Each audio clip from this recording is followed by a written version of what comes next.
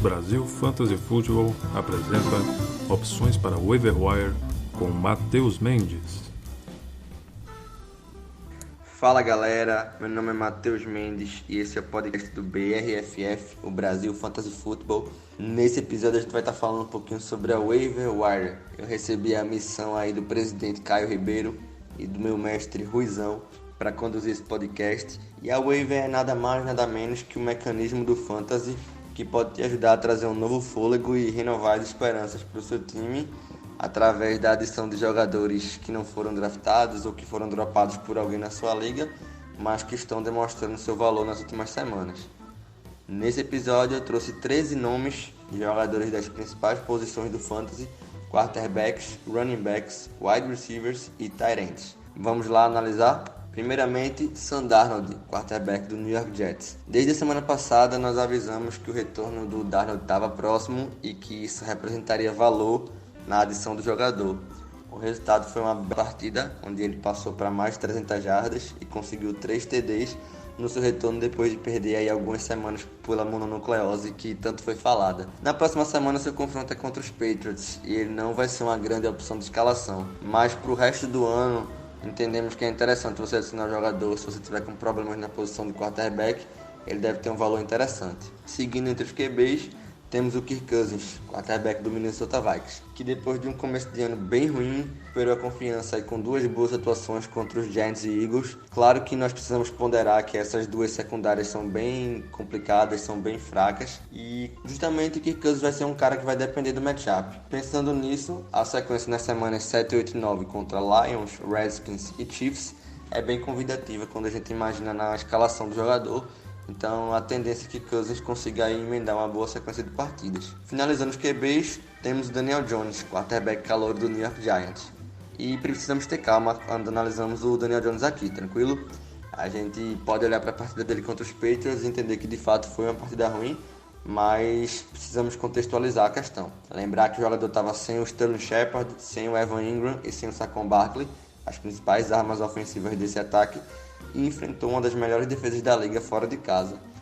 Pensando nessa perspectiva, a gente olha daqui para o final do ano, com o retorno desses jogadores, com o jogo contra os Cardinals na próxima semana, e a gente começa a entender que o Daniel Jones pode sim ser uma grande opção. Fique atento caso alguém que tenha adicionado o drop em seguida por causa dessa partida ruim.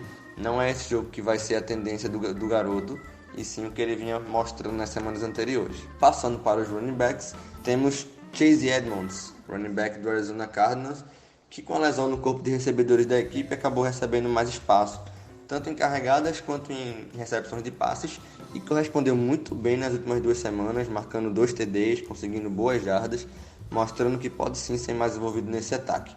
Na semana 7 o matchup é favorável, ele enfrenta os Giants e deve ir bem novamente. Mesmo que você não queira escalar o jogador, é interessante adicioná-lo pensando numa possível troca, em vendê-lo caro, né, o que a gente chama de sell high, aproveitando a boa fase dele para conseguir um outro nome que tenha mais consistência daqui para o final do ano. Em seguida temos o Jamal Williams, running back do Green Bay Packers, que nas semanas 2 e 3 havia dado sinais que poderia ter uma temporada realmente boa, dividindo até os toques com o Aaron Jones ali no backfield dos Packers. Depois disso ele acabou sofrendo uma lesão que o afastou de algumas partidas, mas ontem no Monday Night Football ele voltou com tudo contra os Lions e merece um destaque aqui, um jogador que tem relevância de fantasy. A gente sabe que o running back é uma posição escassa e é muito importante, então fiquem atentos com o Jamal, ele pode ser uma solução aí caso o seu time tenha problemas nessa posição. Fechando os running backs, a gente vai de Benny Snell, do Pittsburgh Steelers. Ele que com a lesão do Jaylen Samuels vinha recebendo anteriormente, carregou a bola 17 vezes no último domingo, além de uma recepção, conseguindo aí 89 jardas totais. E numa liga maior, ele é um cara que pode ter a nossa atenção. Uma liga mais profunda, aí de 16 ou mais jogadores, dá para olhar para o Benny Snell com carinho e pensar nele como um projeto que pode se consolidar daqui para o final do ano. Em seguida, a gente vai falar um pouquinho sobre os wide receivers, começando com o Jameson Crowder, que em 2 partidas esse ano com o Sam Darnold, a partir da semana 1 e a da semana 6, acumulou incríveis 26 targets, 20 recepções e 197 jardas, o que o coloca como um sleeper nesse momento da temporada, principalmente em ligas PPR.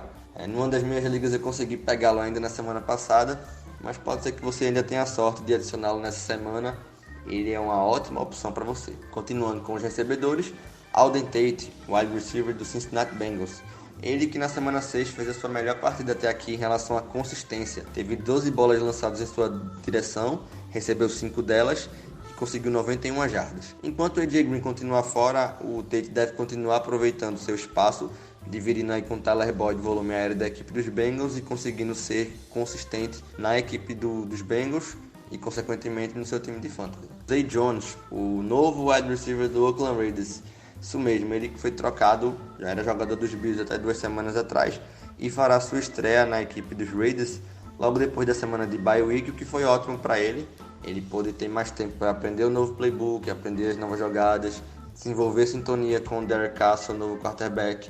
E com a lesão do Tyrell Williams, o Zay Jones vai ser o wide receiver principal da equipe por algumas semanas e isso vai trazer naturalmente um bom volume para ele. Fechando a posição, temos o calouro DK Metcalf, wide receiver do Seattle Seahawks. E o único motivo que justifica a presença do Metcalf nessa lista é o fato dele ainda estar disponível em incríveis 41% das ligas de fantasy por aí, o que é um absurdo, gente. A gente olha para as estatísticas, vê que ele é um dos jogadores com mais targets na red zone em toda a NFL, vê que ele vem sendo muito envolvido no ataque, que quem passa a bola para ele é o Russell Wilson nos candidatos a MVP.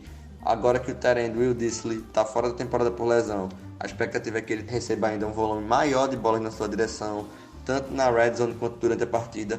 Então, dá uma olhadinha na sua liga, caso o Metcalf esteja disponível, vale a pena o investimento.